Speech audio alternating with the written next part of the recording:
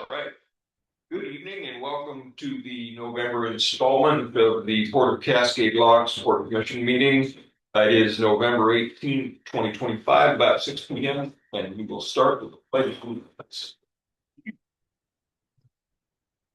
I pledge allegiance to the flag of the United States of America and to the republic for which it stands, one nation, under God, indivisible, with liberty and justice for all. Roll call, please. President Moran, I'm here. Vice President who is excused. Commissioner Nance, I am here. Commissioner Gann, Here. Commissioner Goff. Here. All right. Modifications, additions, and changes to the agenda. Not this evening. All right, perfect. Consent agenda. Approval of minutes for October 21st, 2025 commission meeting. Ratification of bills in the amount of $420,488.45. Approval of payroll for October 17th, 2025 in the amount of $40,384.65. And for November 4th, 2025 in the amount of $40,371.72. If nobody like to have a motion. I move to approve the consent agenda in its entirety as a single motion. A second. Okay, let's see, motion in a second. I approve. I think that What it is was the in different entirety. What's the difference? What's the $12.93 difference? Where are we looking? Between C. Just curiosity. I think it's just coincidental. We have hourly employees, so Okay. it's just coincidentally close. Man, that is really close. Yeah. Like, well, we bought a state for. I was like, yeah, no. Okay, I was curious. Yep. All right. All those in favor? I. Motion passes. All right, public comment. Is there anybody out in TV land that wishes to comment this evening? Hearing none, we'll move along. Special presentations and reports from outside resources, staff, and government officials. Bridge of the Gods update, David McCurry. Take it away, David. Can you hear me? Yes. Yes, sir. Let's see. Can you see me? No. No. There he is. Okay, great. How's You're everybody doing? just down the road. Why didn't you come here? I know. I'm a little bit I'm a foggy right now. I've been under the weather, so I apologize for not being in person. Right there. Yeah. So feel free to interrupt me. I hope you can hear me good. Is that correct? Yep. Yes. Okay. I have a few just interesting updates today. Nothing really earth-shattering. I just wanted to maybe give you a little deeper dive into the work that we're doing. I'm going to bring up a presentation and we're going to keep it light, but you're going to enjoy some of this. So let's see if I can do this. Am I able to share screens? Yes. Okay. You should be able to see the screen, correct? Not yet.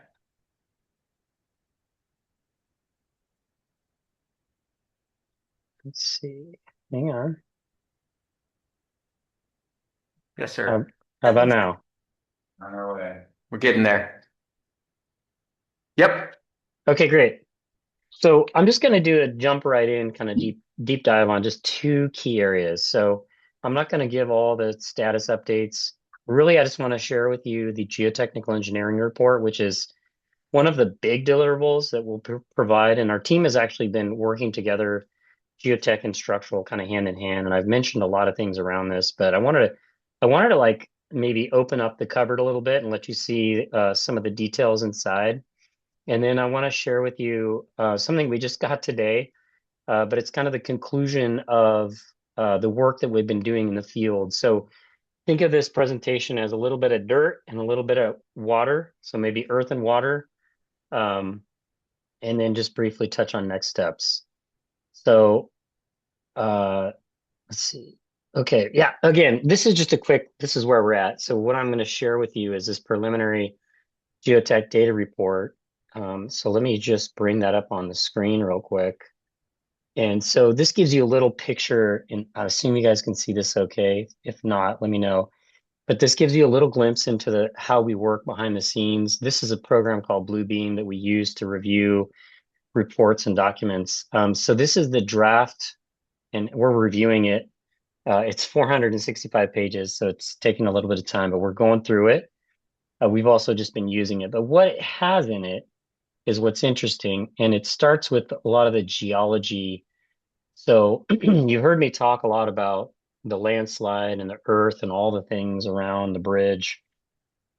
And I'll just share a few graphics with you just so you can kind of get a picture. But this report is going to be a historical record, collecting all the information about the landslides, the Bonneville landslide, which is what is called the landslide complex. It's on the Washington side that at one point in the past blocked the river. And this is a culmination of all the geotechnical and geologic understanding of the area. And you might remember from the very beginning that the reason this matters is because this is like the really big thing that could have an impact on the Bridge of the Gods. It's the landslides, it's the earth, it's the shaking of the earth and all that stuff. So we've mapped that out. We've taken past history and new information and put it all together in one big report that we use in an analysis and understanding of hazards, vulnerability, all that stuff. So that's, for your pleasure reading when you're ready, once we issue the final, and it maps out the landslide complex known as the Bonneville landslide. There's a lot of things in here that if you want to have a good read, help yourselves here soon and be a good Christmas morning read. It maps out the geology below the bridge. It brings back historic studies that actually Shannon Wilson did as far back as 1986 and other historic studies back into the 60s and 70s, and even the data from the bridge that we have. What's interesting in this picture, it's not really great in terms of resolution, but if you can see my hand over the bridge, you can see that there are landslides nearby that have been understood and mapped and tracked and studied even till today. But the Bridge of the Gods is not at an active landslide. That's an important key takeaway. And we can do a deep dive on this all by itself sometime. I love this image. It gives you a picture. There's Greenleaf Mountain and Table Rock Mountain on the Washington side.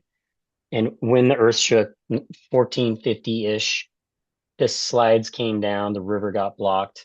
The bridge eventually, long after that, got put kind of right at the toe of all this landslide material, which initially we thought that's not a great thing, but it turns out that there's not much landslide deposit under the bridge. It's on good material. We've talked about this before, but I just wanted to share that report. It also includes a lot of the mapping of the seismic hazards. So you might wonder, where is the fault that creates an earthquake? There's the big one out in the ocean, the Cascadia subduction zone, big plates running underneath each other. But actually, the reason the Cascades are there is because plates kind of squish together and then the mountains get formed. So there are faults near Mount Hood, for example, that generate earthquakes. And this report documents all those potential sources and runs through that. So I just want to share that. It goes into a pretty deep dive.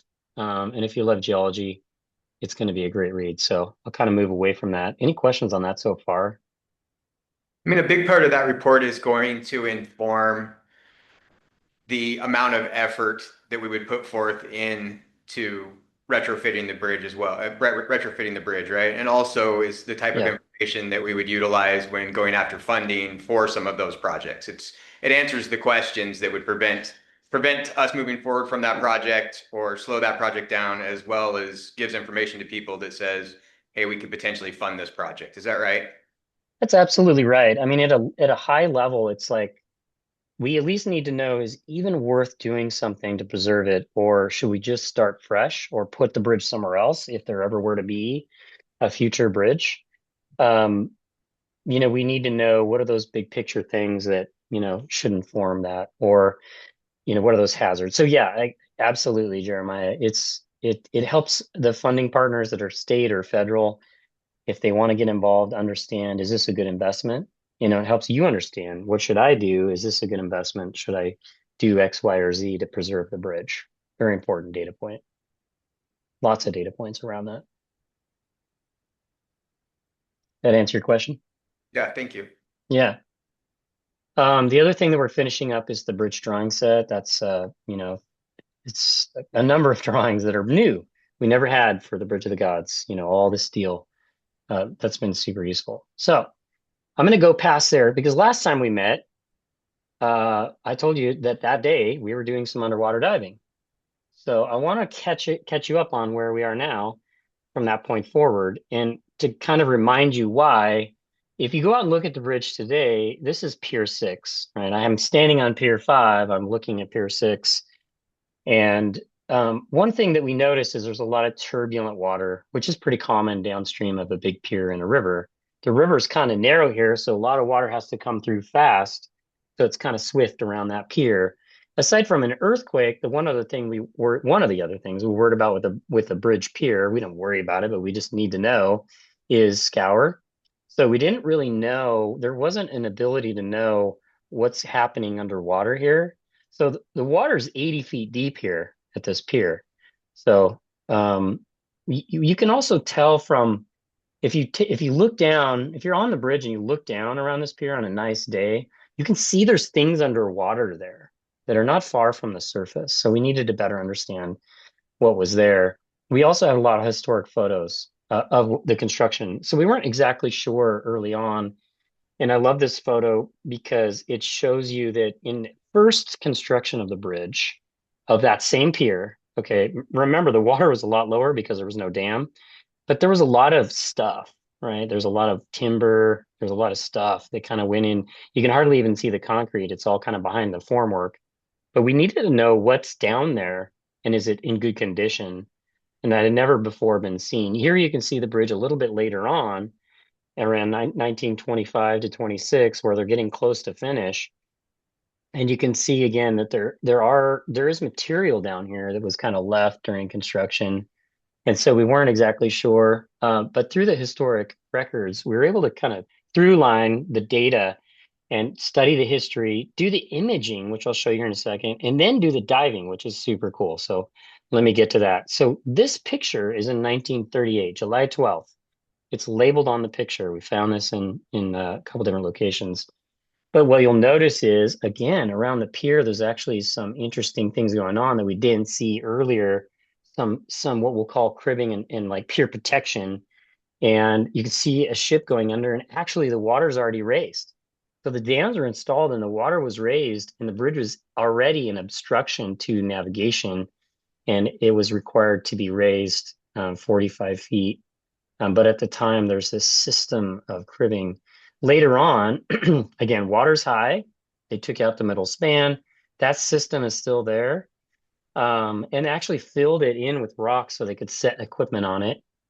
And here they're busy raising the bridge. They actually raised the piers, and then they raised the bridge. We have blueprints that we thought were true, but we weren't sure.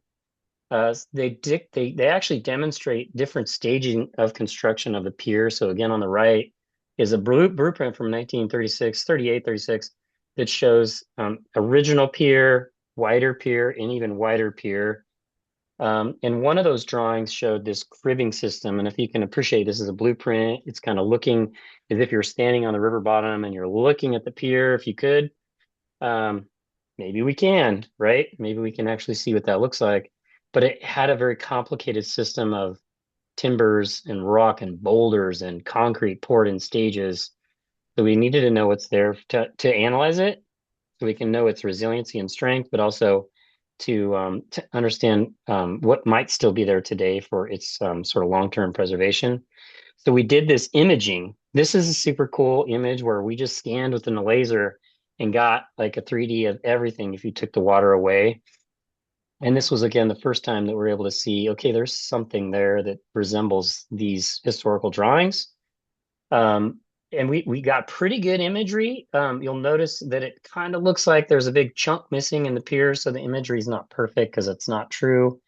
We're not missing chunks of the pier. And some of the imagery we got indicated that there was this cribbing system, but it's not real clear, right? You can sort of picture it, there's actually two stages, and I brought this up before. This is another image kind of generated from that scanning. We processing that data. It's not perfect, but it's pretty good. It did indicate to us that we didn't think there's any big scour holes, which is really good news. Basically, the bridge being stable. And then the last thing I want to share with you, and this is super cool, and I'm hoping the audio will actually play, and if not, that's okay. So this is actual video taken last time we met. Tell me if you get a little audio on your end. It might be loud, so I'm going to play this. Can you hear the audio? No. Give me a thumbs up, Jeremiah, if you can hear it or no. No? Okay. Wow.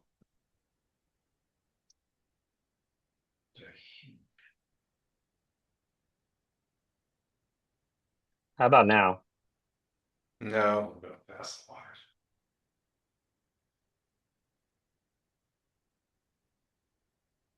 Can you hear it when I'm playing it? We can't hear it, David. Okay. Let me stop and I'm just going to share again. One last try. I'm going to share with sound. All right. And I'm going to share the screen. And if we don't get sound, I'll just narrate. And I'm going to pause and narrate a couple quick things. I'm not going to play the whole 11-minute video. But what you're seeing here is a video of the divers and what's happening. Up on your hose and make sure you're You clear see the screen? before you travel or go. Yeah, we can hear you. Copy that. Can you hear them? Yes. Yeah. Okay. I'm going to go back to the beginning because what's happening is you have somebody on a boat up above and the diver's down 33 feet and they're starting to look at the cribbing system underwater. We are now working on the east side of Pier 6. Diver is Stephen Melee. Go ahead. Roger that. I just got down to the bottom of the pier. I'm now making my way towards the east, towards the Oregon side of the river, getting up and over these fenders and down to the natural bottom. Roger. So once you get to the top of that structure, I want to come up on your hose and make sure you're clear before you travel or go back down. Copy that. So watch real carefully here. He's at the corner of something that's 117 feet wide, 74 feet the other direction.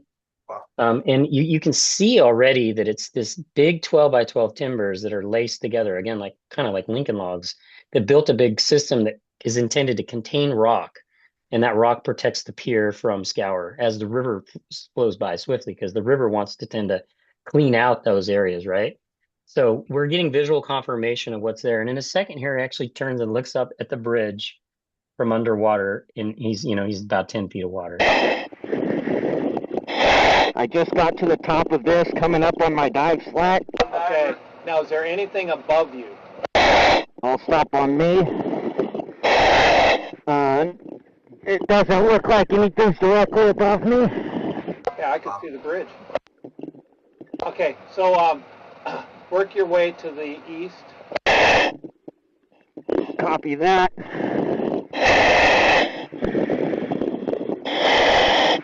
Okay, so that's the fender system. Copy that. I am on the outside of the fender system. So the fender system was the thing that you saw in the photos earlier, right? That was protecting the pier when the river was a little bit lower. And then when the water came up higher, that just got buried. And so he's seeing the top of that system, which is much smaller, and it's only on the front, the water side of the pier. And then also you're going to see here in a second, they have to deal with a lot of nets. There's a lot of nets on these piers.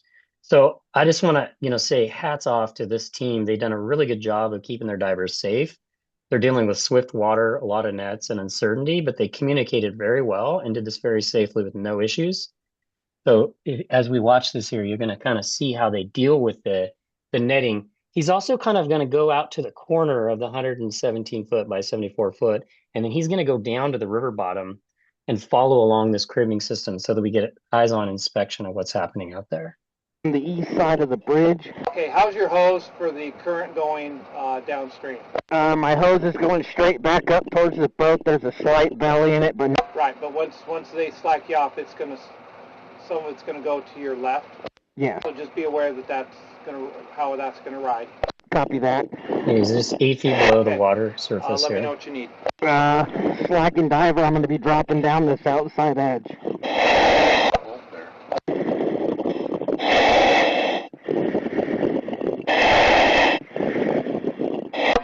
Okay, is your hose still on the upstream side of that leg bolt? There you go. Okay. So, Make sure we monitor. okay. Well, You can see it's just, dangerous work too, make sure right? it's gonna There's a lot of things that could ride get well snagged on. for you. Copy that. There's netting here. I do have a little bit of netting here, right at the top, but it should not get in my way. Hey Steve, does it strike you as like if you have your hose on the upstream side of them bolts, that would be better so it wouldn't like kick it around the back side of all that stuff? I would think so, yeah. Okay, perfect. Dropping down.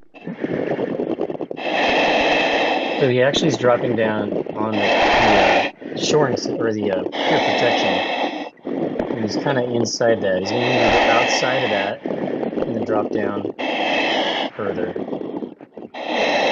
Slacking me as I go. And you can see the rock inside the cribbing system. I just got down to the top of the cribbing. Roger. Okay, we're all stop on your hose. Work your way out to the east. Roger that. Is there more netting? Yep, I did not see that until just now.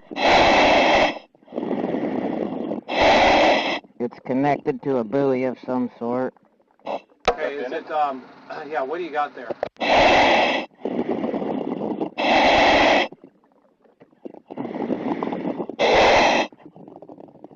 So it's a net that's going up and it's tied to the corner. I'm just going to avoid it altogether. Okay, if you can stay clear, then continue.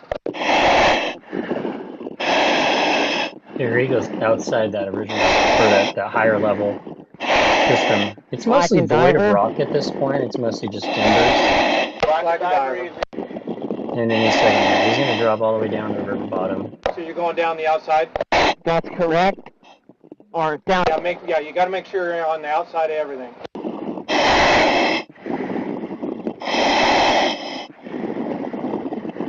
Yeah, be aware there's more netting down there. Copy. I'm just going to play the most interesting piece here. Okay, that looks like an outboard corner. Yes, it does, and there is a net that's coming over the top of it. And that net runs upstream on that outside wall. There's a fishing lure there. That one's for Tell you Parker. what, does it go over the side? And if it does, I don't think we want your hose right. If you go over the outside, will you be clear? I should be. My hose should be up. I'm going to jump ahead here. Yes, I went through 3 layers of Okay, got you about 50 feet. He's heading down now. He's 50 feet down in the water. And you can see the timber cribbing. It's actually fastened together very well, and the wood is in great condition. And then eventually you can see where it's filled in with rock. Riprap inside? Yes, I do see a riprap inside. Okay, continue down. And he's going to drop down to 81 feet here. There's a few critters in here too, so.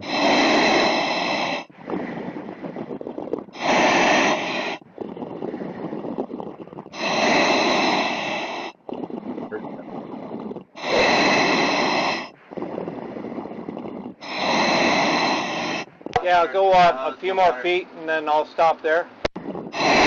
I'm on bottom. Perfect. Okay, put your head down on bottom.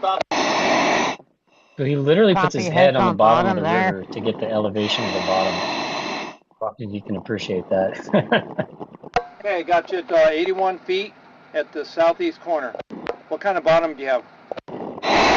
Bottom out here is shells with rock. I'm going to say 3-inch minus, very small rock. Inside the cribbing. Say that again.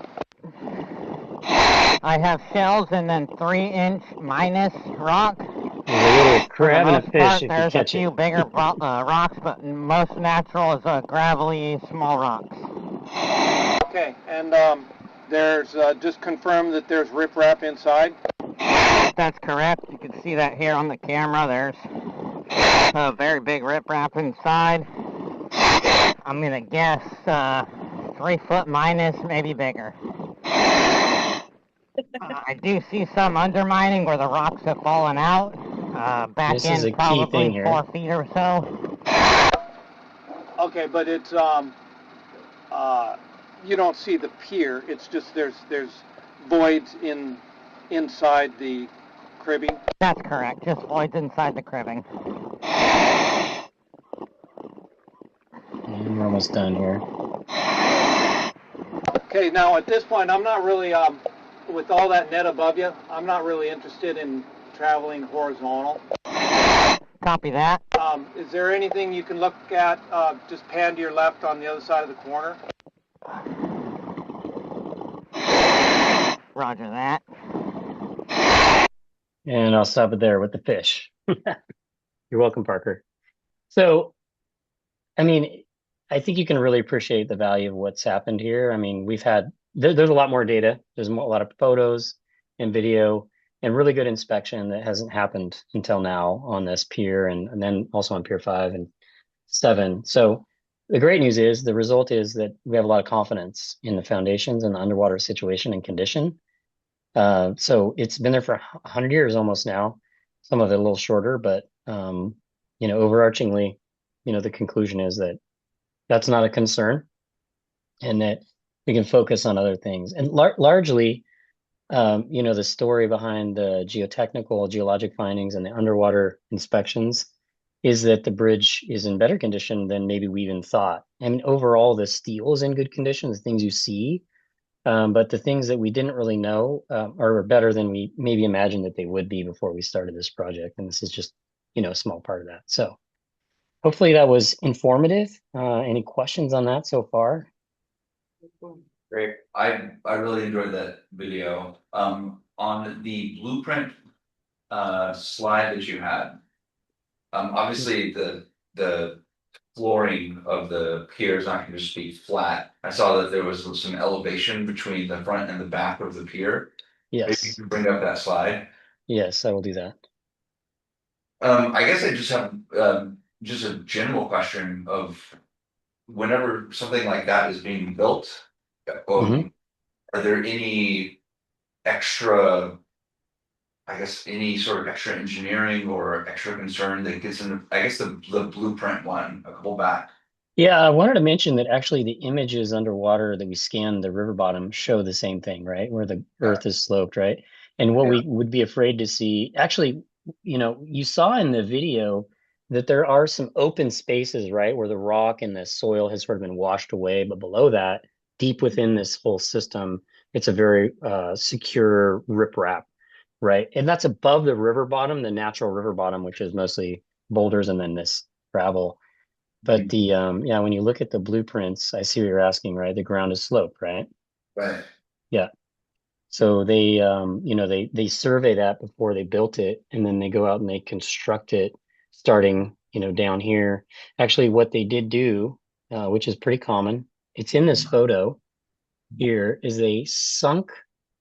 I'll make this bigger. They sunk, right, a system initially. This was the original construction, but they sunk timbers to the river bottom. And then you'll notice that it doesn't sit perfectly level, and there's 2 layers of it. But that's pretty common. That they build it on the slope, right? And then when they get to the top is level, right? Mhm. They surround it with rock and boulders. In this case, they actually filled it with rock and boulders. So that's what you were seeing inside. That guy started out here and he went down this outside edge in the dive and then around the perimeter. So that side that where your cursor's at, that would be upriver. This is toward the steepest part of the river or the center of the channel. Okay. So it's this is actually more like if you were to slice the pier like if you were to slice through the pier, let's see, looking like if you're sliced through the middle of the pier, or if you were down here and you went down in the water and you looked upriver. That makes Okay. sense. Yeah. Yeah. Yeah. Yep. Yeah. Cool.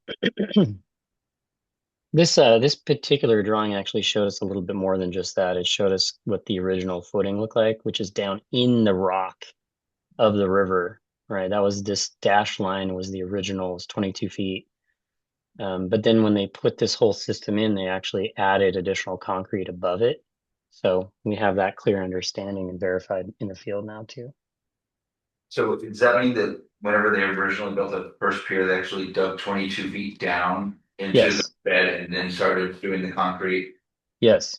and then everything else is on top of that? Wow. Yeah, Okay. and if you can imagine, you build a box, right? And then you start to excavate out the inside. Right. And then as you do that, the box kind of starts to shimmy down into the earth, Right. right? And it shores the excavation so that you can then place concrete inside the hole. Cool. Yeah. So that's any other questions? Pretty amazed. Yeah, it's fun. Yeah, and I would say the value of knowing, right? Knowing things we haven't known before in terms of what is the lifespan of the bridge, right? That's what this is all about. Is it safe? How long will it last? And what would we need to do to continue to preserve it? You know, what does that investment look like? And is it worth it? Well, hopefully. So more to Awesome. come. Thanks, David. Yeah, you bet. Thank you.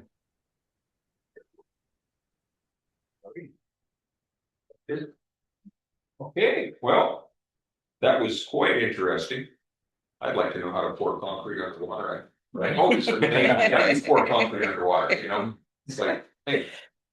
All right. Where are we at here? Okay. For Economic Development Grant Awardee Final Report. I'm assuming you're. Yep, and just so you know, this is just the delayed in-person report. The final written report was already approved by the commission at the last meeting. The project's complete, but scheduling conflicts. Lisa is here tonight. She's the executive director of the amazing Northwest Trail Alliance, and she'll be giving the oral portion of that report. Okay, there it is. Take it away.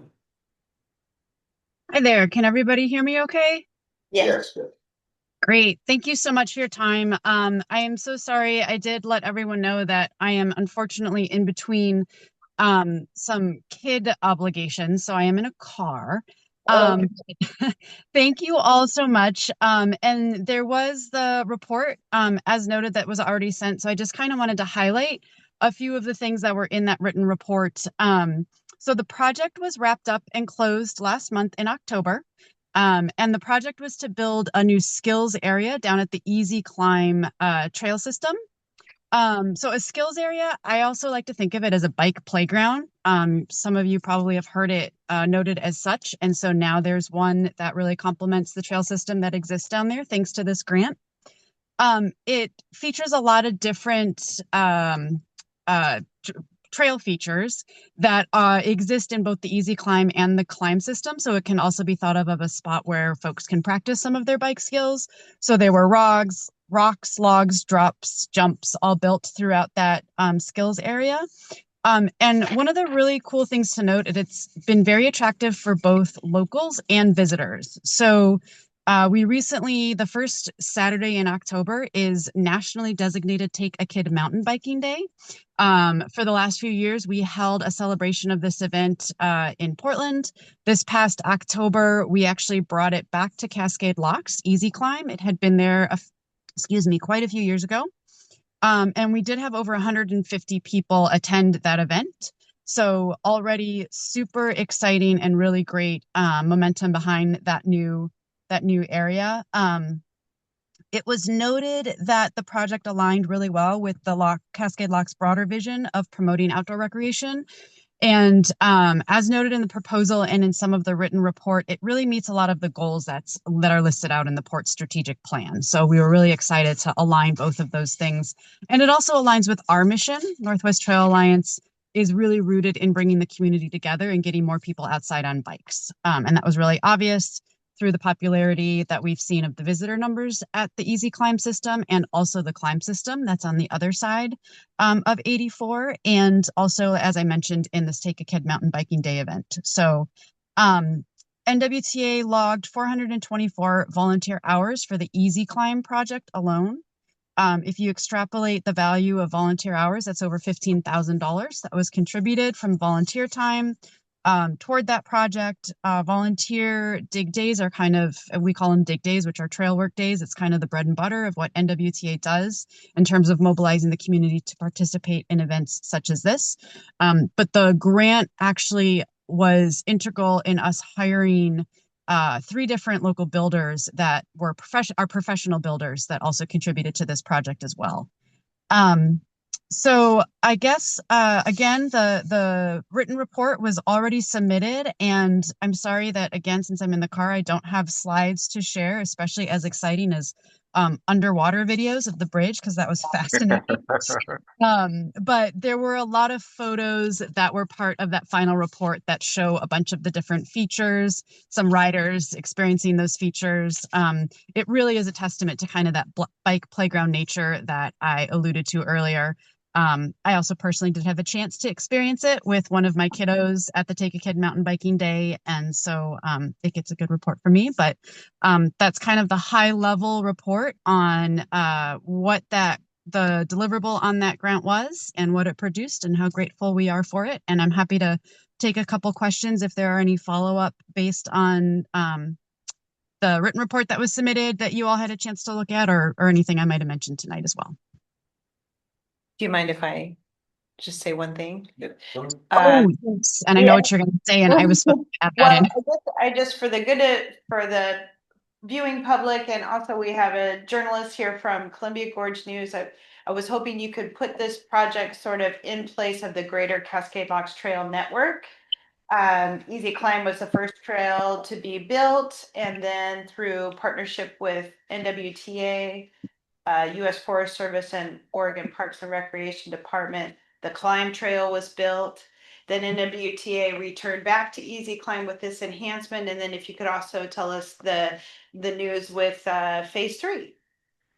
Yeah, so this has been going on, I think it was about 2010, 2011 that NWTA first started partnering with the port on this Easy Climb system. So it's if you're not familiar, it's kind of named accordingly because it's a little bit easier. It's kind of an intro level for people who might prefer gentler trails or are being introduced to the sport of mountain biking. Then on the other side is the Climb Trails. That was a 15-year project in the making between the Forest Service and WTA with support from the port and the community of Cascade Locks. And then about 2.5 years ago or so, NWTA was able to break ground in partnership with the Forest Service and construct phases 1 and 2 of those trails. There's about 9 miles up there right now. And NWTA was just the applicant to submit for an RTP grant, Recreational Trails Program grant, through the state parks to hopefully get a bridge funded for over Dry Creek that would allow us to fully complete phase 3, which is another roughly 3 miles of the west trail system in the grand plan that the Forest Service has for the climb system. And that was just submitted on Saturday, so we won't hear any feedback on that for a few months, but that's hopefully what the next steps are for this partnership and for the trail system. Well, it was just a heroic effort on Lisa's part. You know, our main project partner was, of course, furloughed during the whole lead up to the grant deadline. And Lisa just did an amazing job getting that application submitted. So I just wanted to say thanks for that. It was really, really great that we were able to submit. I didn't think we were going to be able to. So it was awesome effort there. Yeah, thank you. It is always a team effort with these sorts of partnership programs. Again, it's what we really love to do as an organization, is figure out all these different layers and how to make the puzzle come together. So I'll say I was down there yesterday and walked my dog on the entire trail. So about 3 miles and like that. But anyway, so and went past the skills area and hadn't seen it finish and went, wow, this is really cool. Yeah. You know. So anyway, You need to borrow a mountain bike? I have not, I've got a mountain bike, so far, Challenge. even just 2 feet is challenging enough for my age, but the dog loves it. She loves the bank corners. The more bank corners, the better, because she gets about 200 yards behind me and then runs as fast as she can. And she hits about 4 or 5 of those bank corners Yeah. and then turns around and looks and runs back the other direction, finds the biggest stick she can, probably 6 feet long, and tries to beat me with it. So yeah, this is a fantastic project. Like I said, it's great for mountain biking and even fantastic for walking. Most of the time when I'm there, nobody else is around, but I've been taking my dog on it every day for about 6 months, and it's fantastic. And someday I'll be brave enough to actually pull in on application. But this is a great project. Go ahead. Go ahead, Lisa. No, that's really exciting to hear. And I would encourage you to break that out, because that's what that system's for, right? Is everyone just kind of, it's got a little ability to test the waters. And it's also really fun to hear that the dog loves banked corners as much as both riders and trail runners do, actually. So these are what we might want to refer to as bike optimized trails. But it really, most of those areas are multi-use, and we get a lot of feedback from trail runners and trail running groups and organizations that those trails are really fitting for that sort of activity as well. So the dog has that in common with trail runners. I just want to say thank you very much, Lisa, for the presentation. I think everyone here in this room definitely appreciates as much all of the work that Northwest Trail Alliance has been doing, and everything that climbing Easy Climb has meant to not only Port but also to the community. As an economic driver, I do have a couple questions around the project success slide.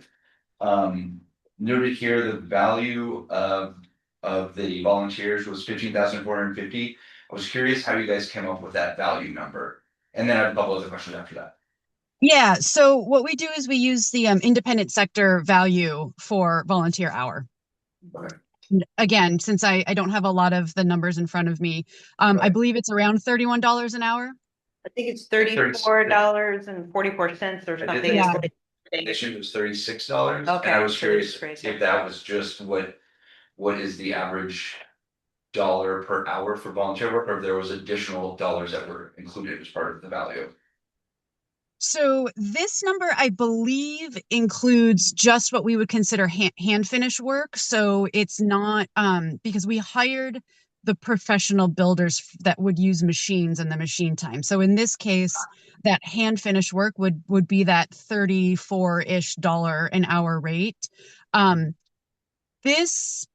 Oh shoot, I might get a little mixed up because I can't remember if it was this project or another project. I also was working on our budget today, so I'm so sorry. I have a lot of numbers in my brain that actually straddled. There was a change in that independent sector rate, and it went up like $1 or so. But basically, this is that independent sector hourly rate that's attributed to volunteer time, and that's just a kind of a universal rate that we'll use for that sort of volunteer work because it's widely accepted by a lot of our other land management partners. So just in trying to keep that consistent, that's the number we used. I think OPRD requires that you use that rate. Yeah, it averages out to 36.44. Yeah, I think that's So, really okay. close. Cool. Thank you very much for that. Could you speak a little bit to the 3 local pro builder jobs that were created as well? Yeah, so there were 3 different, we contracted directly with 2 professional builders that we've worked with both of them in the past on other trail projects, and they're in kind of the Hood River County area. They're local and live there. So it was a project that was kind of dear to them in terms of their own local community and their own local riding community. So both of them were hired out. And then there was a local contractor company that did come out and do a lot of the rock work for us as well. Nice. And then I don't know if, I mean, it's obviously been incredibly recent when, this grant was awarded and finalized. There's a note here that visitors have increased dramatically. I'm curious if you guys have any sort of numbers around what you've seen and what you anticipate over the next few years. Yes, I do. And I am happy to follow up with those because I would love to give you some really concrete numbers, but I can tell you where I would get those from. So we know that it was 150 people at that Take a Kid Mountain Biking Day event because we collect names and waivers. And so I'm able to extrapolate from that. We also have trail counters on in site. So we have one at Easy Climb and we have two at the Climb Trail system. And so we use the Trafix, TRAFX trail counting system. And so I can pull a lot of numbers and graphs and charts. And you could see, I was actually pulling some of these for the Climb system alone when I was doing this RTP grant we were referring to earlier. And you can see the growth, the trajectory on the number of rides that have been logged or the number of users that have been logged in that. So I'm happy to provide that in a separate addendum and send So it. every time a bike goes past it, it kind of triggers it and it counts 1, 2, whatever. That's Yeah. right. Okay. But then if the same person goes 5 times, that would count as 5 of them. 5 different users, right? Visits, yeah. Five like laps or visits or yeah.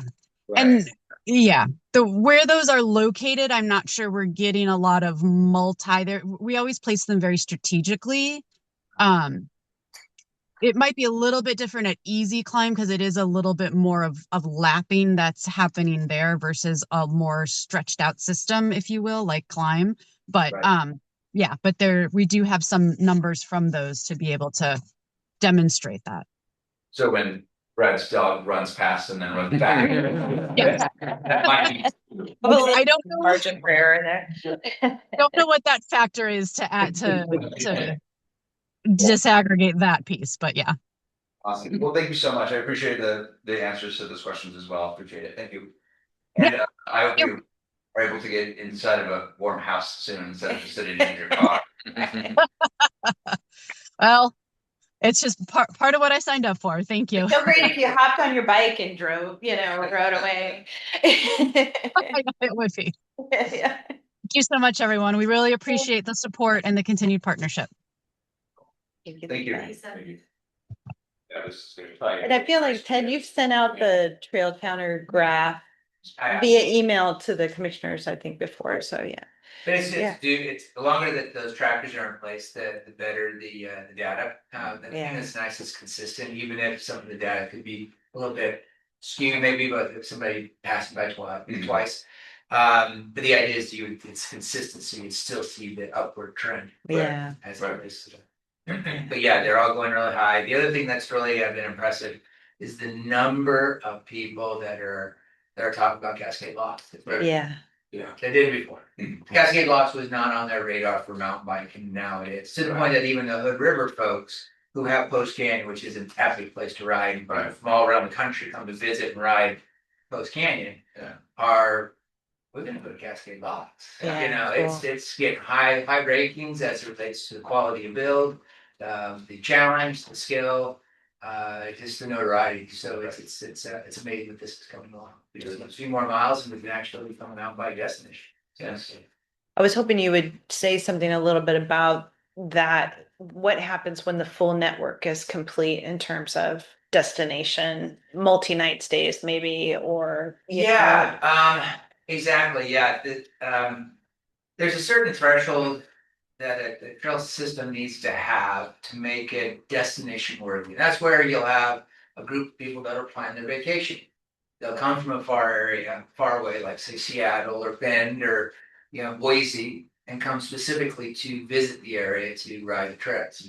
To make it worthy of someone to make that trip, it needs enough mileage. Now, one thing that's nice is that we're getting there. That mileage typically would be around 20 to 30 miles would be ideal for some places. But with the quality of ride building that we're doing and the variety of routes that people can choose to ride while doing the climb trail system, the way we built it, you can actually rack up those miles with less actual feet of miles on there because people can ride different ways to get to it. And then you have a lot of features that people will slow down in. Session is what they call it when they try to go over different things multiple times to work their skills. So that's beauty, access to pubs, access to lodging. And I can see These are when all we get key a things. nice RV park right there, Yeah. that's gonna be a major draw, because people will be going, go riding, and Right. I'm right there. Yeah. Correct. And then on top of it all is that if someone's gonna do a multi-day stop, and choose Cascade Locks as their base camp, their base of operation to do a launching from, it's within striking distance to get over to Post Canyon. So they could ride here, they can hit, already a well-known mountain biking area. And then there's other trail systems in the area as well. So this is definitely, to your point, Brad, once we build that place for people to actually stay, have those other amenities, such which we already have, to pubs and restaurants, things along that lines. This could easily be that destination point. So we're going the right direction. We're getting a lot of feedback that we're doing things right. And we've got approval, shovel-ready projects that will really allow us to build. And timing, that was one thing we didn't talk about, timing. We're thinking 27. We'll have most all the trail system, if we get this grant that Lisa just submitted, that'll get a bridge across Dry Creek, which is right in the middle of a section of trail. So if without that bridge, it's too short of a section to make it worthy to build or to ride. But if we get that grant, that allows us to build that section out. So 27, 28, and then we'll probably still be fussing with it. Mountain bikers tend to still fuss with stuff, keep maintaining it, making it better, and so. But that's all shovel-ready stuff, which is not common to have that much trail that's shovel-ready. But then again, it also took 12, 15 years to actually go through that whole advocacy process to get the approval, to get the NEPA stamp of approval, especially on Forest Service land. Right. So that's huge. And then the other thing that's really amazing too is that this has gotten the first mountain biking trail system built in the Columbia Gorge. It's unique here. Right. That's very cool. It's a big. Yeah, it's a big deal. Yeah. It's a big deal. Andy Jansky and some other folks that have started this charge that many years ago really need to get the kudos and the shout outs, because it's really easy to pick up a shovel now, but it was all those years to sit through those long meetings and all the advocacy work to lead up to that point. Sure. And working with other user groups and finding common balance and that. So good stuff. When phase 3 is complete, that's gonna be 12 miles about over. That's gonna be added another 4 miles. Lisa said 3, it'll be 4 miles. The trail that's added on to what. So it's 9 now on the. Correct. Cool. Correct. Yeah, nice. Well, it's commissioner comments, so we can start with you.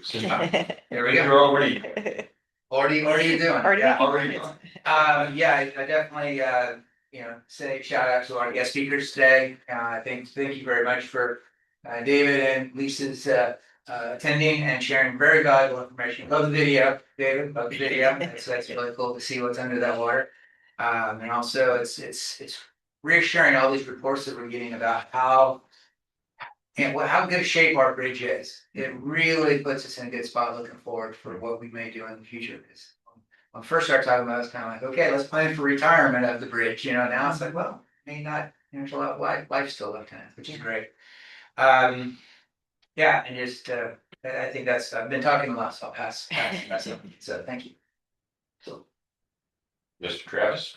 Yeah, well, I don't know if this is the time, but Joint West Trail Lines, I think they did Gateway as well, right? And I think it'd be kind of cool to do a pump track or something in town, something like in town if possible for kids. A single track, pump track's cool, they're, all skill levels and everything like that. Might be interesting I brought that made it on the Econ Northwest. Did you notice that today? Yeah. That a pump track was in there. I think that was something we picked up. But I mean, if we just started with something small, that inside where those rocks all go around in that circle out there at Easy Climb, if you just started with a small one in there and see what kind of traction we got. But I could see how it could be how kids graduate. I mean, I definitely started out with a Huffy right before. My parents didn't go straight to the mountain bike. So maybe a way to get kids out there on bikes and then get them more comfortable with graduating to the mountain bike stuff. But pump track would be cool. Yeah, and it's fun for also to go out and people are ripping, Yeah. Yeah. See you out there. Maybe that's what we Yeah, do. yeah. There you go. I've been at Easy Climb dozens of times. It's fun. Let's do the lap. Yeah. Awesome. Great suggestions. That's it? That's all right. Okay. All right, guys, bear with me. I brought notes. Oh, we would expect that. None of that. First, I just want to also, just like Commissioner Dodd said, thank you, David. That was love the video. Always love your presentations. They're always super interesting. And thank you, Lisa, very much for the presentation. And she's not on anymore, but you can share this with her. Really appreciate all the work that was put into the presentation, as well as work that been done to get the final grant completed. I also want to commend the maintenance team. The park and the island look great as always. Thank you. I've gone out there multiple times since our last meeting, and there's always someone out there cleaning up stuff, and especially with all the police falling right now. Yeah. It is a lot of work. So, and it's always looking good. So I just wanted to say thank you. On a light note, I was mentioning yesterday. A couple days ago, I was driving over the bridge, and there's always a ton of smiling faces in the toll booth, and I absolutely love that. And I was driving over the bridge, and it was you look out over the bridge, you're looking over the Washington side, and it's just like the beautiful evergreens and the trees changing colors. And I looked out over the water, and the clouds had this layered effect to them. And then I saw flock of geese just flying Oh my over, God. and I was just like, "Holy smokes! We live in the most beautiful place in the world." Yeah. it was pretty. And just being able to see that on a regular commute to go to the grocery store is something that I hope I never grow tired of, and I always appreciate. I also want to thank Jim Parker and the team for organizing the Right Across meeting and testing the warming shelter process. So thank you very much for doing all that. I'm sure it will be in the executive director report whenever we get to it. But I look forward to the next meeting and solidifying the details as they pertain to us, the locals, especially when we get closer to like real snow days. I don't know if you guys noticed, but it was significantly colder tonight than it was like a week ago. So winter is coming. And a final note, I attended as well as Genevieve, the Gorge Economic Summit. It was well attended by local businesses and political leaders. Some area economists painted a picture slightly more economically resilient than what we saw at the Pacific Northwest Waterways Association conference. Great. Slightly better than what they alluded to. However, much of their data was dated. Yeah. Unfortunately, the national data is showing significant economic slowdown. We're seeing credit card default percentages, mortgage default percentages, auto payment percentages, unemployment percentages, and more, all mimicking what was seen in 2008, if not worse. So, us as the port, as the economic driver of town, I urge all of us to start thinking of long-term solutions to drive economic resiliency, despite the high potential of near-term slowdown. So we need to not think of just tomorrow, but we need to think of 2, 3, 5, 20 years from now. And speaking specifically to all of us here, the campground will undoubtedly create some short-term jobs and create a handful of long-term jobs. But when you think about what's next, what's more impactful for the locals, how do we create multiple and a lot of living wage jobs for people here in Cascade Locks? What does local economic resiliency look like beyond the tourism and the restaurants that we have? We have a lot of those. Obviously, we want more, but there's a lot of things this town is missing. What can we create when the economy is at its worst that allows us to, one, ride the eventual growth pendulum upward, and two, ensure economic resilience the next time there is a slowdown? So as elected leaders, I do urge us to start thinking, once a campground is complete, what is the next as a long-term job creating economic driver that we can do for the community that the port can support and create? Yes, and that is all.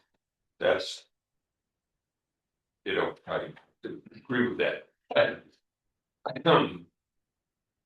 I mentioned, yeah, I was feeling the same way yesterday, especially the weather was beautiful, and with all the, just this week, all of the leaves and everything in, walking the easy climb, you know, amazing, all the colors and bright yellow and red and all of that, and even the fog, the fog across the mountains and all of that, yesterday was just gorgeous, and felt myself just going, yeah, how can you live in a nicer place than this, you know?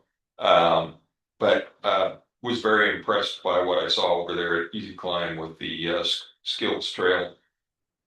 And that was amazing. And as you mentioned, I think the campground will be a good start, and hopefully the commercial property that we're planning to be adjacent with it will help to be a driver and definitely create kind of a symbiotic relationship between the two. And who knows, hopefully SDS will spark some interest on their behalf of doing some other development on the property that's adjacent to the RV park. So hopefully, we'll wait and see a step at a time, but definitely have some ideas about what we can do with some of our other properties, both the residential stuff and how we can try to drive jobs in a good direction and create some long-term resilience. But I agree with all those things. And well said. On to you. Executive Director's report. Despite the shorter agenda that we have tonight, definitely a Herculean effort on the part of staff to finalize and move forward a number of the projects that they're working on. We are moving into the holiday slash winter vacation portion of the season, and a lot of my staff is wonderful about keeping their vacations somewhat in this time of year because summer is such a difficult time for us to get away from the park. So Genevieve, I know, was working hard to get some stuff wrapped up that she wanted to. She's going to take a vacation, which is well deserved. Parker as well, who spent a fair amount of time in the booth while I was gone, covering for some absences up there as well. So although the agenda didn't necessarily represent a lot of finalized actions for you guys to take, I assure you on the backside there were a number of projects that moved forward.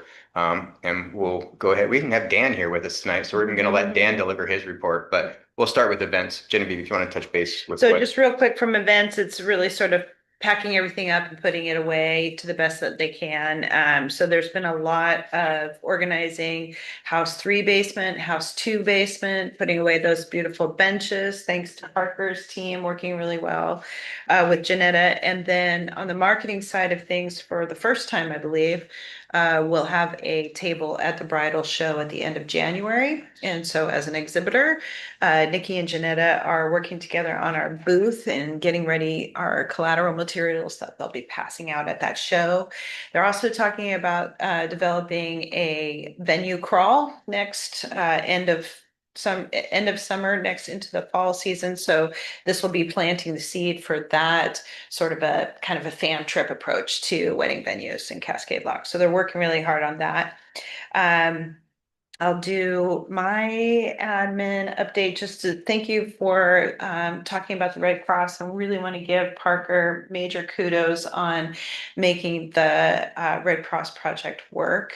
Tested it with you'll talk about that later, but he tested the generator. And when we had the Red Cross staff here, Parker led the tour of the building. And so Gabriel was able to sort of map out, okay, this is where we'll have the lobby. This is where we'll have the private room. This is where we'll have the dorm. And so God forbid we ever need the warming shelter. We really do kind of have a general sense of how the facility will work. I think we had about 8 people show up for the training total. Nan Notaboom has offered to do a second training with the Red Cross for either a deeper dive into volunteering at the Red Cross or specific, do's and don'ts on how to be a volunteer when you need it in your community. And so the port is providing the pavilion for that meeting. The date is TBD. Mayor Wood is going to be organizing a readiness training as well, being prepared for emergencies. And so we're trying to get Nan and Brenda's meeting both at the same time. So more to come on that. But thank you to all of the people who showed up for the training. It was really, really great to know that we've got folks who are ready to be there when we need them. Just a couple of things for me. We had lots of insurance renewals, things going on, not just with our employee health insurance programs, but with the bridge insurance. We'll have more to report to you on that in December. We also were randomly selected for an audit for our workers' compensation policy through SAFE. That actually went really, really well. And but we do, since we're the only entity that employs toll collectors, that's a job code that's just not used anywhere else. And so that's sort of a little bit of what triggered the audit, is making sure that we were reporting those wages within the appropriate cost category, which they did dig up the right code for us to use. I don't think it's going to make really any material change to our workers' comp policy, but that took a couple of days' time. Yeah, it's actually bridge and tunnel worker. So specifically bridge and tunnel workers. So that's what we'll be reporting on from now on with that. And then just placing a couple of ads. We are really, it's not a thought out ad campaign, but we didn't want to miss placement in the Visit Hood River brochure. We have a 2-page ad there, and also Skamania Lodge's magazine, visitor magazine. Both of those are promoting the bike trails. So we're really trying to really play that up as much as possible. And you want to talk more about the Absolutely. generator? Are you done with yours? Yeah. Before we move to that, will you touch base on the SDAO award that we received? Oh yeah. So at their conference, Special Districts Association of Oregon has an awards program given both to individuals and member organizations based on the size of the organization. And our Economic Development Grant Program won the SDAO Program Award for the 6 to 25 employees category. So please come to the SDAO conference in February next year, because we will get to bring home some hardware. And that really is focused on a program that demonstrates innovation. And I can say that that's something for sure that as I talk to other ports in Oregon, it's always one of the things that comes up. I mean, Genevieve went with me to Oregon Public Ports Association, and Port of the Dalles had lots of questions about that. It really is a path that I think others have considered. Others have tried and struggled with a bit, and I think that this commission's sort of vision and finding ways to expand the reach of what our capacity is as such a small group here to make impacts directly to the community is something that's going to be recognized, obviously at SDAO, but also replicated, I think, across other ports. So, Carrie Ann, do you have the dates on that? It is Super Bowl. There's Super Bowl weekend. To this 8th. I believe it's, we'll say February 5th through the 8th part, or it sounds like Albert probably knows better because it is Super Bowl Sunday. We'll confirm this. We will be back in time to watch the Super Bowl. It would be nice to have, it would be nice to have at least 2 commissioners there to receive that award. Seaside again. Seaside. Yeah. They're going to come out and do a quick interview with me and Genevieve, kind of describing the project and some of the people that won it. But it really would be nice to have the folks who came up with this project, this commission, to accept that award. So if those dates work for you, we would love to have as many commissioners there as possible. Yep, Mark. All right, so it was about 2 weeks ago, we got some new cables that we'd been waiting on, and we're able to test the generator at the school. The generator is now housed on port property, and our maintenance team has been trained in maintaining the machine, how to operate and work on the machine, as well as hook up the machine. And we were able to test and run the generator on the school with nobody in the school, and with more than adequate power. We may in the future look to adding more wings or things to it, but as we sit, we are in a very, very good place to open a warming shelter and serve the community as needed. And big thank you to everyone. I've been getting a lot of kudos here, but there's a lot of moving parts in this. Our contractor's been great, and my maintenance team's been great too. Yeah, thanks to Albert for his push on that. Absolutely. I think it can feel like a small thing, but this is going to be huge when we need it. So thank you, everybody, for making this happen. Now, when it comes to the training that occurred, if the number of volunteers that you guys were looking for, did you meet that quota? Yeah, Yeah. and beyond it. Yeah, we, Yeah. And there's multiple people that I had spoke to who just were scheduling wise unable to make it that would have absolutely come. I can say there's at least 3 other folks in town interested in getting the training, volunteering, and being available. Also, the training was at noon on a Monday, so there's a lot of people that just weren't able to show up. Yeah. You know, totally makes sense. Yeah. In fact, both of the people that are already trained as supervisors for the Red Cross that would kind of be the managers of the place.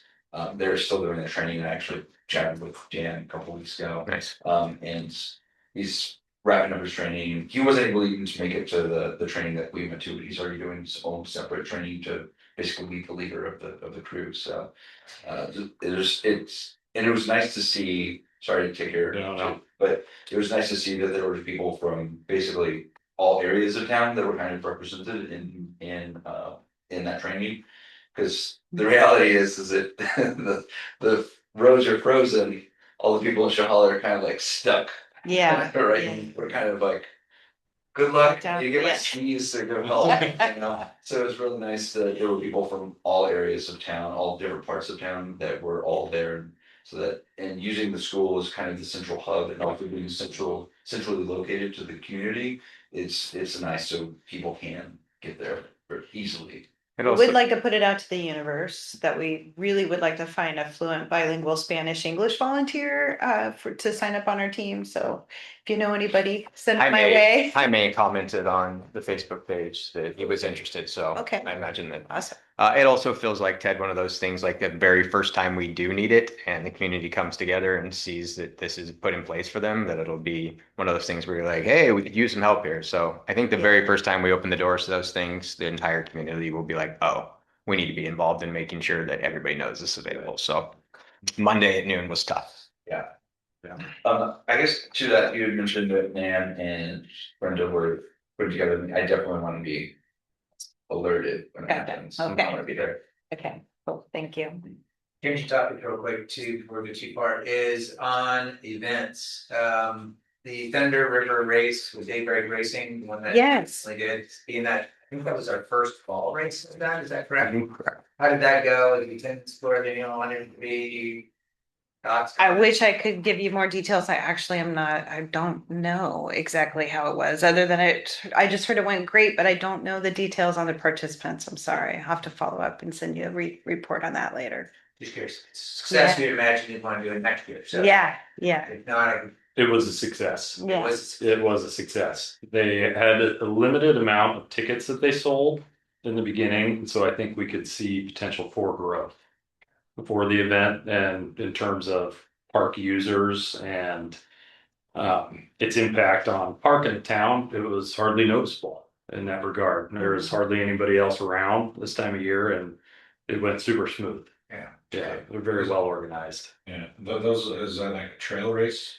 Yes, it is. Yeah, they start here on Thunder Island and they run through town, down the trail to about Eagle Creek, where they catch up, or maybe they go on to the Gorge 400 trail before Eagle Creek. You run up and down Eagle Creek over Tanner Creek, and somewhere out there they turn around and come back. Oh, cool. Yeah, it's a pretty intense run. it's a real run. It's a 50 and 100K. So most people run 5 or 10K.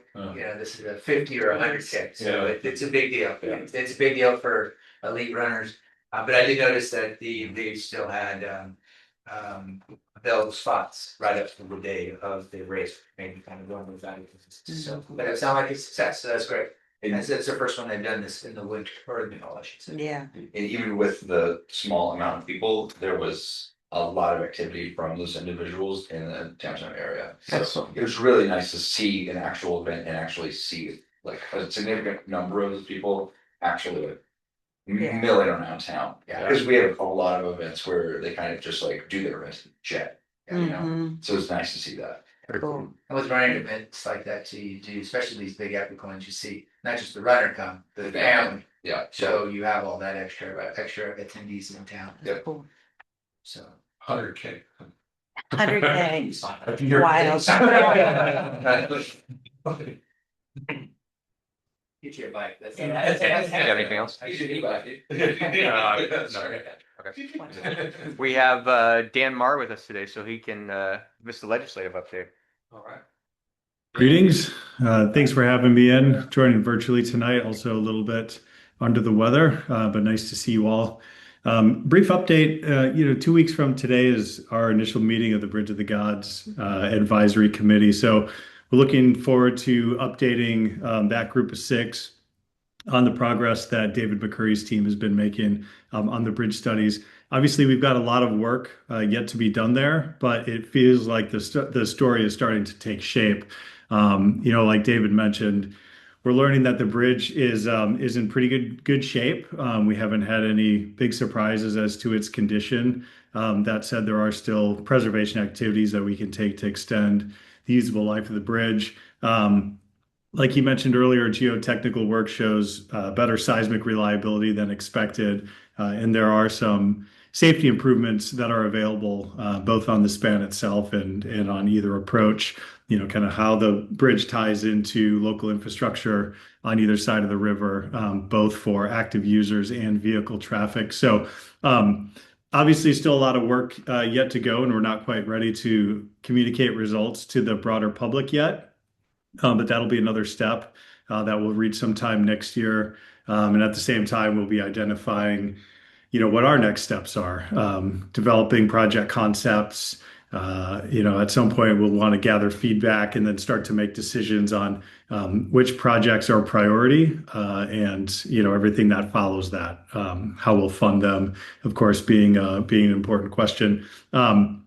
So I think a lot of great content that David's developed. So we're looking forward to sharing that with the Bridge of the Gods Advisory Committee in a couple of weeks and continuing the work in the new year. The legislative level, Oregon legislature is currently in legislative days this week. So they're just holding 3 days of committee hearings in preparation for the short legislative session that'll start in the new year. They'll gavel in on February 2nd and be in session for 35 days. The state economist is forecasting budget shortfalls, so it should be, we're thinking it'll be a cut scenario at the legislature, and folks will have to, make hard decisions at the midterm of the biennial budget to keep that thing balanced. I think, as I mentioned in reports about the state transportation package, the campaign to refer that funding package to the ballot is in full swing. We'll know late next month whether they qualify for the ballot, and if they do, it'll put a stay on those funding mechanisms, which could influence the direction of the short session.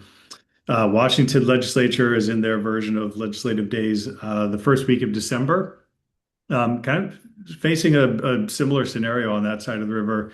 Jeremiah and I met with Legislative District 17 legislators a couple of weeks ago and got to hear their perspectives on the budget climate across the river, and it also doesn't sound pretty.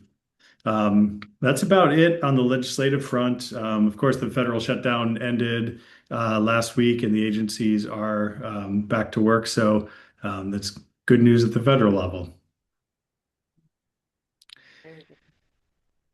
Dan wasn't even slated to speak tonight. He's like, I didn't have anything to do on a Tuesday. I'm going to see what you guys are up to. I was like, all right, man, come see us.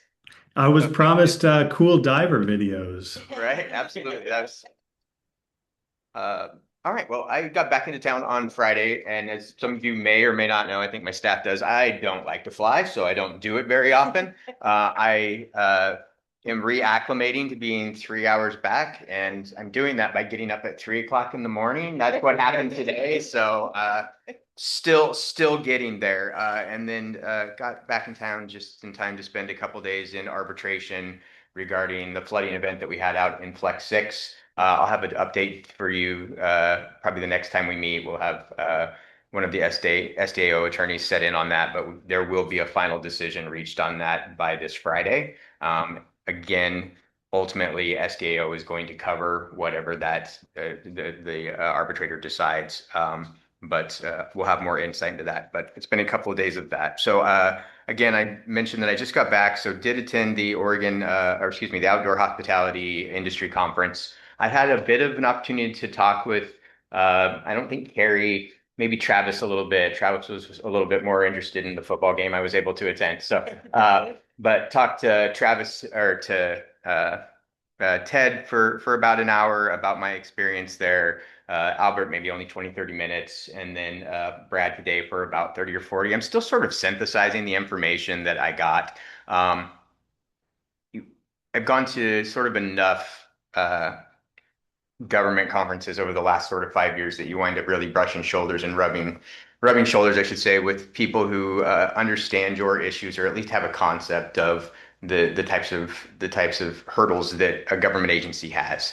That is not something that existed at this conference. So it very much took me to sort of put myself in the place of a small business owner, a medium-sized business owner, and understand their industry, and then sort of be able to take what I know about us and make it applicable. Yeah. So it wasn't that me and six other people sort of palled around and shared our experiences with campgrounds. They certainly had their people. I didn't necessarily have mine.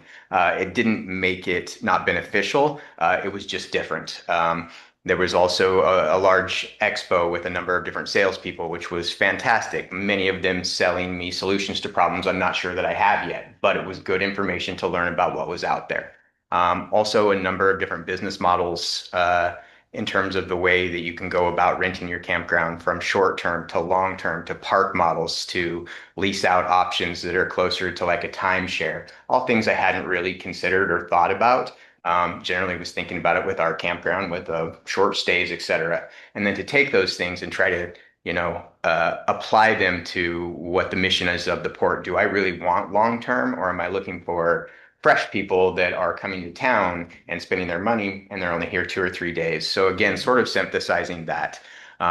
Also went down a number of pretty deep rabbit holes on the sales and marketing piece of it. Was able to Ted sent me a long list of questions, and I did get all of those answered and intend to bring you guys back a report on the pieces that were most impactful, but why it's fresh in my brain. Really what they call OTAs, or online traveling agencies. So I use them all the time. So if I'm going to a hotel in Seattle, I usually just go to Google and say hotel downtown Seattle. It brings me up a map. I click on that map, a price point that I like, and then it brings me up about 30 different options of people all selling this hotel. Sometimes it's more than what was on the map, sometimes it's lower on the map, but it's all these online travel agencies. The most common are like Expedia or things like that, but there's lots of them. And so there's these sort of two different models of how you market your campground. One is saying, okay, I'm going to set X number of dollars aside for a sales and marketing fund and direct all of the traffic to my website where I'm booking those directly and keeping all of the cash from that. A little bit harder to quantify, but you definitely have a better control over the consumer experience in terms of I'm talking to this one person, they registered me, they presented that friendly face, it all flows through them. But again, sales and marketing sort of getting to direct everybody to that. These OTAs, really, as long as you have the right software that marry up to those, you become available to use those. The sort of sticky part there is they take over all of your bookings, so you don't have a lot of control of what the experience is with somebody. And I've done that before. I booked on an OTA and then ended up at the hotel, and they're like, "We don't have your booking." And I'm like, "Well, it says right here you did." And they're like, "Well, you didn't book with us." And you're like, yikes, right? So there's that experience, but there's also the piece where you don't spend any money on sales and marketing, and you're only getting charged a percentage on that booking. And so really the only time you're paying sales and marketing is when it actually executes, right? So it's interesting in two schools of thought. I don't know how deep this commission is going to want to get into the operational portion of the campground, or if we're going to move on to other things where you go, hey, yeah, you great. You built the campground, go on, run it, make as much money as you can with it, or how much you guys are going to want to be involved. But certainly I'm going to have to be, or the full-time employee that we likely will need to hire to oversee that campground if we want them to really get that deep into it. Right now, our current campground is very much set it and forget it. It's 30 spaces. 16 spaces? 16 spaces. 16 spaces, right? 16 spaces. And so Do we advertise with it? Not a whole lot. Do we have a pretty decent website? Good enough for 16 spaces. Is it as full as it could be? Definitely not. Do we do dynamic pricing? Nope, we don't. It's the same price all the time. But that's also very easy to budget for when it comes to a public entity. You start getting into dynamic pricing, that becomes a lot more difficult for projecting exactly what we're going to do in revenue, right? And then staying within budget. So there's a whole piece to this as a public entity operating the business that always becomes difficult. Not impossible, but difficult. It's one of the reasons we don't operate the boat. Not impossible, but it's difficult. Toll bridge, pretty simple. Car, $3, car, $3. But the more complicated these become, the more you really have to consider what it means to be a public entity to operate those. And that's what a lot of this conference was for me. It was a lot going through, it was the first piece of it was a 6 hour session that was sort of like, hey, so you want to open a campground? Honestly, it was probably too basic for me. And I was in the room with a lot of people who were close to retirement age, maybe had a nest egg that they'd saved up, maybe inherited some money, were looking for their first sort of investment. And this was sort of their idea into maybe potentially entering this industry. We're obviously considerably past that. Then I met a number of people that owned one or two campgrounds and they were just grinding it out, making a living, some doing well, some doing wanting to do better.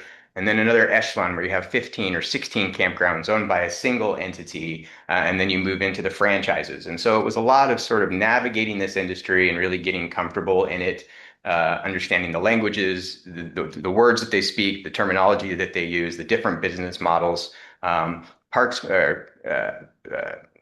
our president's been talking about tiny housing forever. If we take that tiny housing and turn it into park models, that turns into a whole different dynamic that's wide open to us. And something also that you guys will potentially think about as we move into different phases of this campground, if that's the direction it goes based on how much money it makes. So the value of going there and understanding this industry at a way that I can come back and present some of these things to you and also help select a full-time employee to operate this, there was value to it. Would we go back every year? I don't know. Would I go back one more time, maybe with some commissioners? Probably so. I do think that we remain part of this organization because of the amount of information that they provide. So all of our standing operating procedures for that campground are going to be made available to us. So instead of us building from the ground up on how those things work, we have all that stuff. They also do legislative things. That was one of the very few sessions that I wasn't able to make it to. Not that I couldn't, I just had to make a decision on which one to go to, and I didn't go to that one. But I know that there was an hour-long legislative effort with their lobbyists talking about the work they were doing in DC that would apply to campgrounds. And just overhearing some conversations and whatnot, there are definitely things that happen at the federal level that when it trickles down can be pretty impactful onto the things that you can do in your campground. So I think the value is there for us to belong to this organization. The conference does move every year. So next year it's not that far back. It's down in Austin, but it might be one that we hit every other year or as we continue to want to make developmental changes in the campground. But again, I'll synthesize that information. That was more than I was actually planning on saying. Pretty good. Thanks. So again, I apologize for, I don't apologize. We worked really hard to get a lot of these things done for the agenda. I intended to have the feasibility study and market analysis ready for you guys. We're gonna have it at the next meeting. Yeah. So feasibility market analysis will be ready. I did look at the bubble diagram with them that you guys made the changes to, added the extra bathroom, wanted to put it in that location, and wanted to add the playground. So those have all been made. We'll have our black CAD line drawing. We'll also have our conceptual drawings back by December. From there, if we're comfortable, what we'll be looking at then is going sometime in January for a public outreach. So that's like an open house down at the pavilion. We'll take those conceptual drawings, we'll put them on poster boards. The commission will be there. You guys will have been well versed in the market analysis and the feasibility study. You'll be able to answer questions. We'll have information about what it means for TLT funds. Shortly after that, we're going to go and make a presentation to the city. We're obviously going to need their help on this throughout, make sure that they understand the impact that that will make from TLT funds to them. Would like to have some commissioners at that. We will sit down. I will sit down with Darren and probably Tommy. Tommy doesn't mention this real often, but Tommy's background is in land use and urban development. He's a lawyer, but land use and urban development. We will likely use him to move through the rezoning process. There will be some efforts that need to be made at the state level. I've spent probably 2 years sort of already laying the groundwork on that. As soon as this commission sort of came into being and started looking at different things down in that area than potentially a data center or some large heavy industrial users. I started laying groundwork with the state who's invested money out there to say, hey, listen, this might be a different vision than what had previously been looked at. Dan's been super helpful with that, talking with Nate Stice. We have the state support on that, but there are still hoops we're going to have to jump through. And that's likely going to be something that we use either Tommy or Darren from AKS, or maybe a combination of both of us.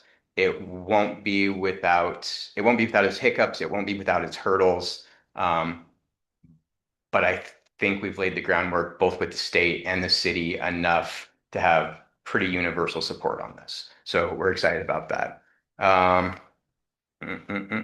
Outreach, one pagers, slides as well. I also have a huge stack of one sliders that are one pagers and advertisement and different. Did you see the park model that I sent you that they put a driving range inside? That was so cool. Yeah, so they had all these park models and they're really cool. They're glorified cabins, but just beautiful. And people rent them out as vacation homes. But there was one company who came and they're just like, we just wanted to do something different. And so they put like a man cave in the front of it and then like a digital driving range inside of it. And so they were in there hitting golf balls. And it was like a built-in amenity right here, right? So Yeah. I shot that over to Albert. I thought it was pretty sick. So again, we're going to be navigating a few vacations here coming up. We're going to be a little bit short-handed. You might see a sign go up at the bridge or go up at the house 2 that says, "Hey, we're closed for lunch." Those types of things. We do have the Toll House Park lighting that's going to happen on December 5th.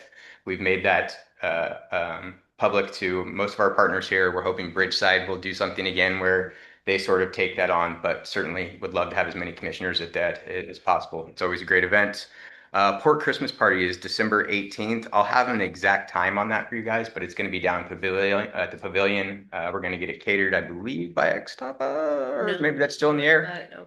Um, Finalize that yet. Perfect. But would love to have commissioners at that as well. Closed on Christmas and January 1st, but I'll be seeing you guys before then. I think that's all I've got. I feel like there was something Babysitter, so people can get wild. Yeah. This is government. We don't get wild. I had a couple quick questions real quick. Sure. Thank you, by the way, for that all the research you're doing on. Yeah, absolutely. I feel that with your leadership, we're definitely taking smart, educated steps forward, anticipating potential problems, and trying to get ahead of a lot of different challenges before they're challenges. And Mr. Nance, or I should say Commissioner Nance and myself both appreciate the speed at which we're moving forward on that. So great. This is good. Trying to act ungovernment-like. Get some stuff done. And then the other thing I want to mention, or I had questions on, was quick updates on the restroom facility. We did get a grant on that, correct? Yes, yeah. I should And have any idea of timing and when that was?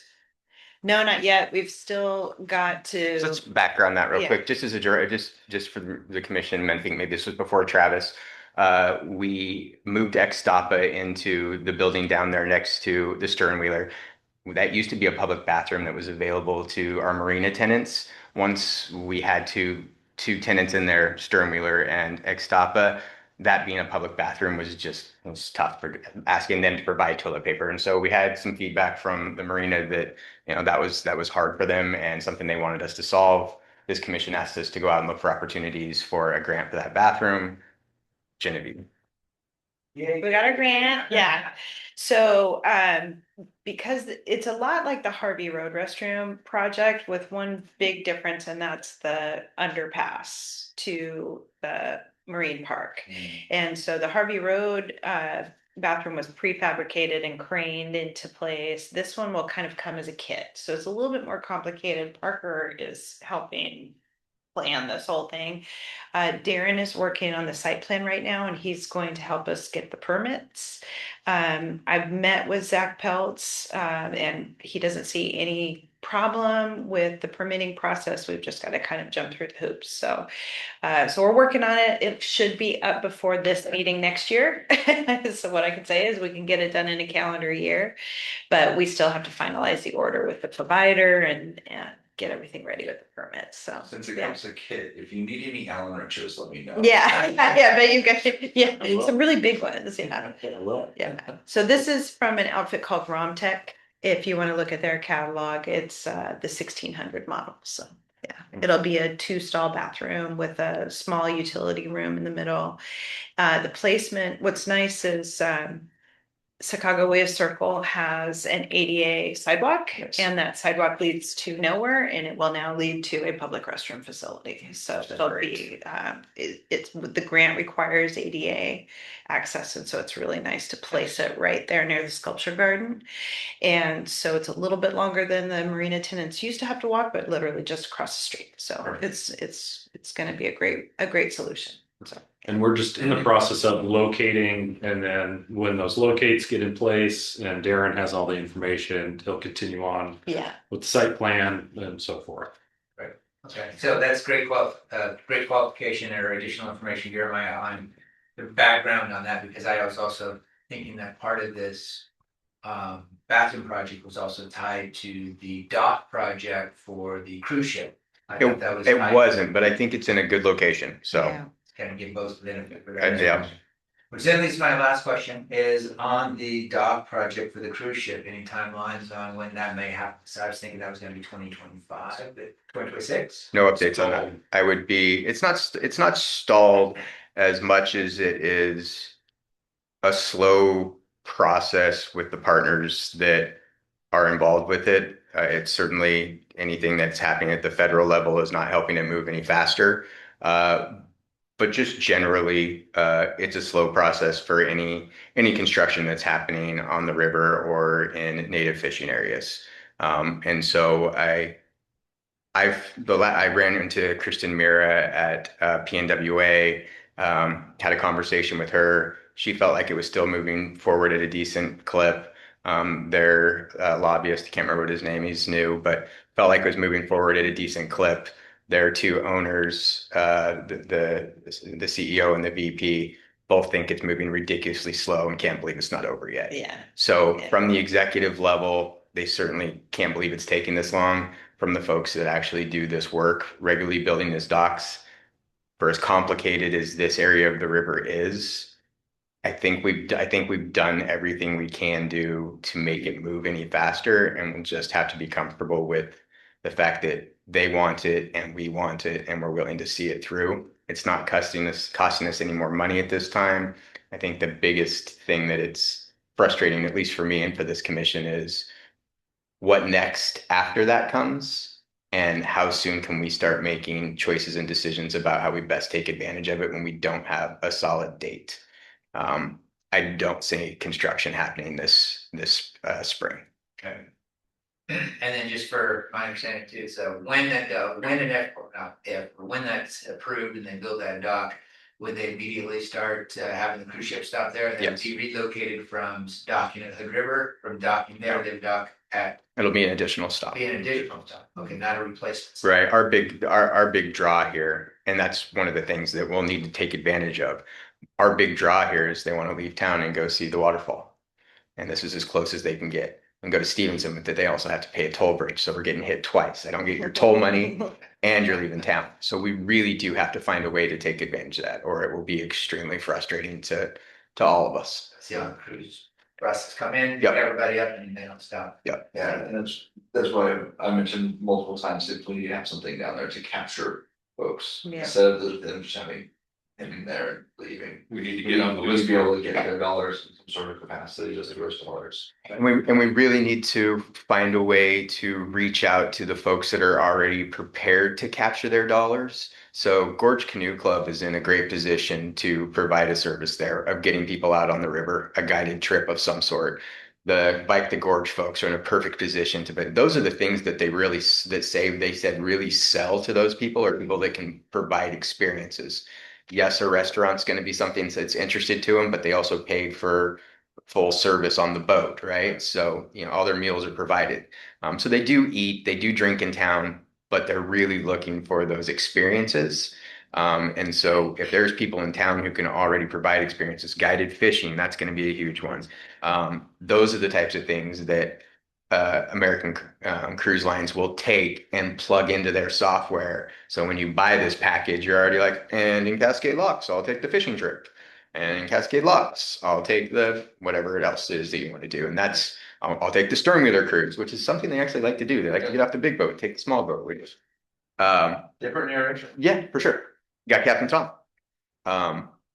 But yes, that actually hopping off the boat and having some sort of market down there, something that spend a little bit more in town, whether it's native jewelry or native fish or, some local artisans, like just something that they get to leave with something that says Cascade Locks. Yeah, and I think like to that, it's rather silly, but Hood River does a really, really, really good job at promoting Hood River on hats, on keychains, Yeah. hoodies, Yeah. t-shirts. We don't have that, like very much at all in town, and we're F minus and F minus. So we're trying to do something like that to help promote our town and have other people promote our town. I think it would be incredibly beneficial. You need to start making more Cascade Locks T-shirt. More of that buddy gear. stuff. See, I mean, get wet in Cascade Locks. Get wet or wet. Did you want to? No, never mind. All right. Well, if there's nothing else to come before the commission, Were you done? we're- Think so. Did you have something? No. Yep. Sorry. Yeah, all there, but should have done last call. You said so. No. All right. Thanks for joining us. Good to see you, Dan. You too, David. Nice to see you all. Bye bye. You said Sternwiller and I